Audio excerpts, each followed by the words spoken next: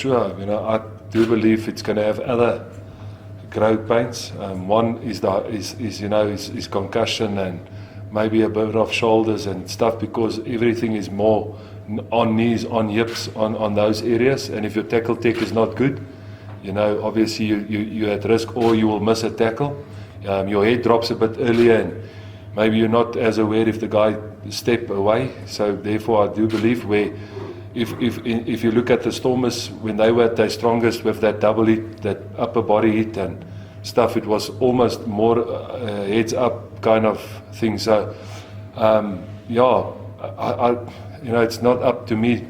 I'm not in charge of the laws, but I think they've taken the high hit almost to an extreme where it's sometimes too bad. It's a reaction, or maybe the guy starts low, he holds him up and he goes a bit higher up, and then suddenly it's a yellow card, So maybe there's no empathy, or maybe no, I don't know what the regte woord is. Hulle sit hulle self nie in daai situasie nie, jy weet. So it's really, I know what they want to clamp down, but you can see when a guy goes in with intent, like for example the guy of the Blues who got that suspension. You can see when there's an intent and when it's an accident, and some guys are really strong by tackling a bit higher up, and maybe if he slip up after he made the hit, penalty will be more than enough, or so on. But yeah, it can be a cause of the number of missed tackles.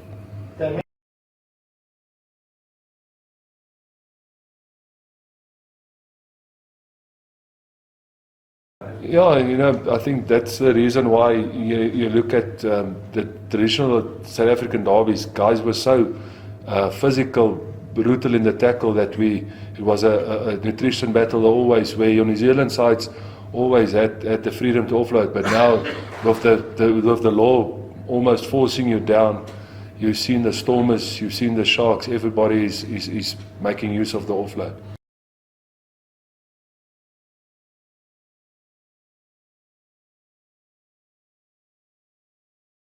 I haven't changed anything personally, to be honest. Look, as a player, you need to be aware of it, but you can't focus on it, because you'll find yourself in two minds in the tackle, and you'll end up missing the tackle. So what coach said, I believe, is spot on. So it's just basically to use your discretion, and every situation is different.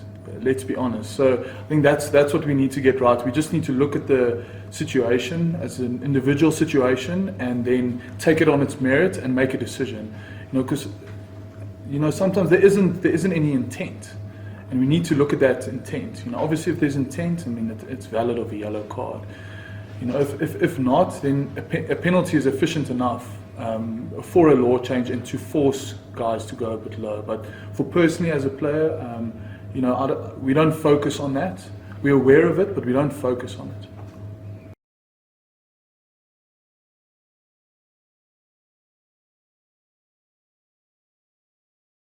I thought I tried quite hard this weekend,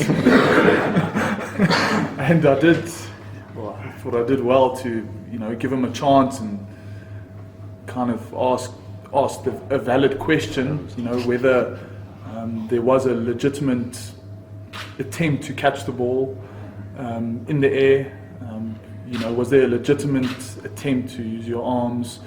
I do ask those questions, but unfortunately I can't go up and ask for a replay. So it's all in the referee's hands. And I understand for them, they want to speed up the game. They don't want to make it lethargic for the viewers at home and go through this long process. So they also want to make a quick and accurate decision.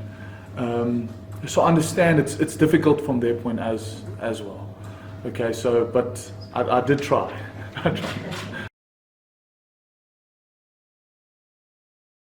Yes, but unfortunately within a game as a player, you have to look at the next job. There's nothing you can do. So if I hammer on that, it's only gonna weaken me as a player, and also my players around me.